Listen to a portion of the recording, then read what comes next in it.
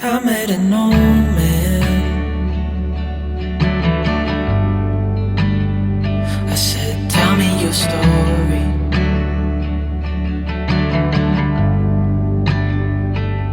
He took out an old pen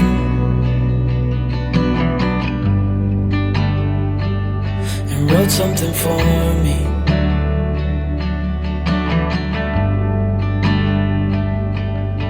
Then he kept walking on down the road, and I watched him disappear like smoke. And I thought I'd just seen a ghost.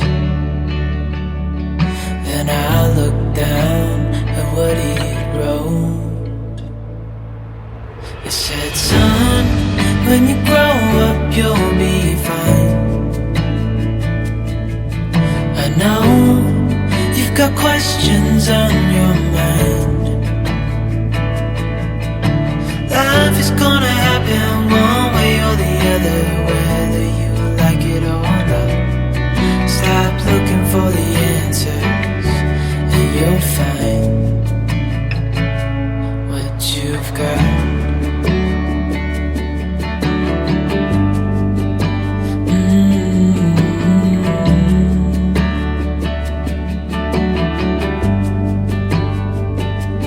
I met a young man.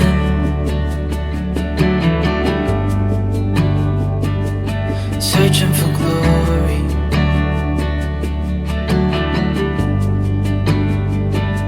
I took out an old pen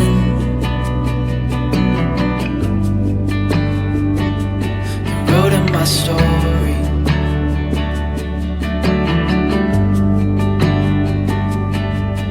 Then I kept walking on down the road. When your time is up, it's time to go.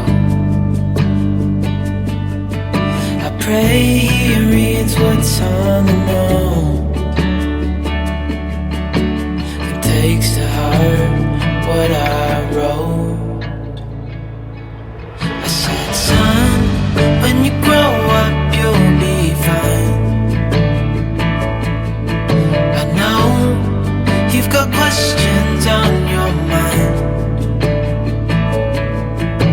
Life is gonna happen one way or the other, whether you like it or not. Stop looking for the answers and you'll find what you've got. When you grow up you'll be fine. I know you've got questions on your mind. Life is gonna happen one way or the other, whether you like it or not. Stop looking for the answers and you'll find what you've got.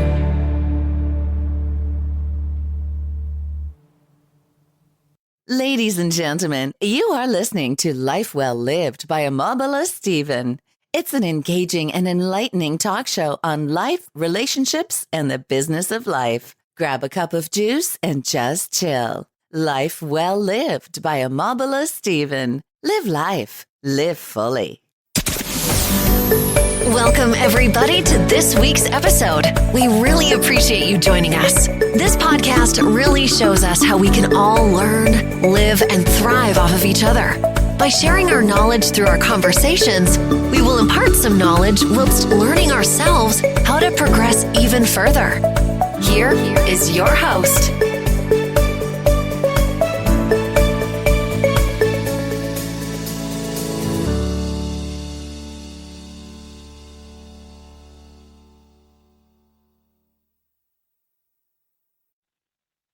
It's like, well, it's Omobola Stephen now. My name is Omobola Stephen and welcome to the show. If you want to catch up with any of my missed episodes, just go online and search for Lawali Omobola Stephen on any podcast distribution platform. And from the bottom of my heart, I'm guaranteeing you're going to have a blast and a disruptive mindset after mind shift. Listen to the podcast. Joining me on the show today is Chakra Doctor Rance Durban, who is a well-known accomplished healer and teacher. Hi, Dr. Rance Durban. What's good? What's good? What's going on? Hi, everybody. How are you doing? It is a pleasure to be here. I am Reverend Rance Durban, the Chakra Doctor. I was born in New Orleans, Louisiana, and I came from a certain background that one might call, a hopeless background. And I took my hopeless background and turned it into a hero story. And now I help others with my hero story. So it's a pleasure to be here to share, my from nothing to something story with you guys. Sure. That's truly inspiring. Now we're going to talk more about your story. So tell me more about the background. How does your background look like right growing up? Yes, so I have a very unique background. My background is number one, my background is a spiritual background. I've always had a mother who taught me about the invisible world. I always had a mother who taught me about the infinite intelligence we like to call God, or the Mother Universe, or Mother Earth. Or I was taught about all of the different aspects of the oneness and the all through different religions and things of that nature. So my mama was always spiritual, but even though she was spiritual, we went through some tough times together, and those tough times, range from everything from me being abused at 5 years old, for instance, getting your collarbone broke because it's your first time fishing and you didn't catch any fish and your stepfather breaks your collarbone. This type of abuse started at 5 years old, and it ended at around almost when I was almost 7 years old, when my mother got away from my stepfather. So it started early. When it comes to my mother teaching me who I was early at 5 years old, I was also able to stay inside by myself and know what my mother did want and know what my mama didn't want, and how to have the house when she came at 5 years old. So it was a unique background because my mother me being the only child of my mother and my father, um, and my mother and my father being divorced, and me being raised majority by my mother with visits from my father, or me visiting my father. Um, it was apparently clear that this woman knew how to raise a man, right? And so, she was able to impart in me, and my dad was also able to impart in me as well, um, some great qualities at an early age that allowed me to get through the big long, I like to say, the big long life of hell that I went through to end up to you right now. So at 16 years old, my mother passed away on Christmas Day of a brain aneurysm, a brain tumor, a malignant brain tumor, actually, that took her away in less than 6 months. We found out in July she died on Christmas, right? 1998. I was 16 years old. Big family. They didn't take me in. I got kicked out to, orphanage type of home. It's out here. I mean, out there in New Orleans. It's called the Covenant House. It was a runaway home for youth and other type of things. And you know, I can honestly say that really, really, really almost took me out right there. Just that alone. Not to mention all the other people that died back to back behind her and before her. I like to call it in my life. I call it, I like to call it my walk through the valley of the shadow of death. My grandmother, my first cousin, my mom, and my mother's fiance all died in 3 years. All died in 3 years back to back. It was back to back funerals. As a mid teenager. So I made it from this abuse, and then don't forget the guy that we made it that we escaped from during the abuse, right? He still found us when I was 9 years old and burnt down our house. So I didn't finally make it away from this guy until I was like 10, 11 years old, right? And then things finally started going a little good, hey man, we're finally getting into the groove of things. Wild out, just like the movies or something. Mom have brain tumor, right? If I would have known then what I knew now, my mom would be alive today. This is why I do what I do right now, because why I have to go through that when these things are preventable. So I went through I would like to call it, 16, basically like a 16-year period from the age of 16 all the way to like 32, 33 years old. I didn't discover who I was until I was 33 years old. And I discovered that in a jail cell. And ever since that jail cell, I've healed over 25,000 people.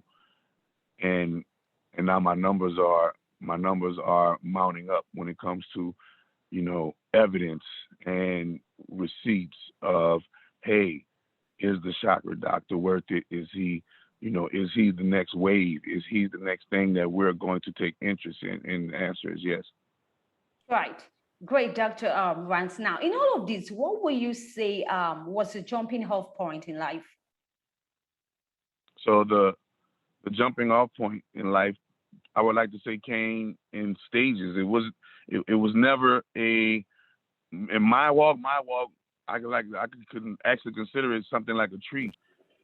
It grew into its situations over time, right? And I understand nature. That's how nature works. A tree doesn't grow overnight, and so I can't say, hey, this one particular situation or this one particular situation is the thing that took. No, I feel like just like on the movies, if you go back in the hands of time and you take and augment one situation, that's going to change the whole outcome of the whole timeline, right? Everything is a unique set of circumstances that is pertaining to you. Nobody has your fingerprint. Nobody has your retina. Nobody has your teeth. Nobody has your DNA. Nobody can actually replicate identically you. Everybody. This is what it makes us all the same, but at the same time unique, because the fact that we're all different. We're all different, which makes us the same, which is the as above, so below, or so within, so without conundrum. But I want to say that it came in stages. And those stages, I have to admit, came when the universe was sitting my behind down in a prison cell, man. This is why I have the Chakra Doctor Positive Penitentiary right now today, and I teach people in how to surround themselves in a positive boot camp right now today, because that's what it took for me to come to escape the demons that I escaped. I created FCA Yoga, and FCA Yoga was created in a jail cell because that's the place where I kept landing, because I didn't know how to transmute these negative experiences, these traumatic experiences, these negative emotions, all of these negative people, all of these things I was attracting because I was addicted, or not even addicted. I can't even say addicted. Let me rephrase that. I can say because I was ignorant of energy. I was ignorant of how energy is. I didn't know anything about The Secret. I didn't know anything about affirmations. I didn't know anything that if you think it enough times, it'll come to life. You might have heard it in the church, but you don't believe. The pastor is having sex with Tim, Tom, Jane, Dick, and Harry. You don't believe. He ain't following them. He's not really following the word. And all of these type of things you go through in life. And you see that. Wait a minute, man. A lot of those things were true. It's just that the people that brought them to you didn't exercise them properly, right? And so that led me to following the wrong people. But I always had a mind to search, so I always had an open mind to try anything, right? And I always, anything that didn't compromise my manhood, I tried, right? And I always did my own search and said, wait a minute, I gotta know that I know that this is real before I co-sign it, because my mom raised me to tell the truth at a young age. I remember the battles that me and my mother went through, me trying to tell a lie and she catching me, and it was just, okay, I'm not about to lie to this woman no more. She's, it was like she had a presence, an omnipresence in the home. And so, all of those experiences put together, if you change one thing, the whole timeline will change. I'll probably be a whole different person doing a whole different thing, because every single thing, I can think of all of the little things that made me me. You know, when you come into the consciousness of who you truly are, you understand that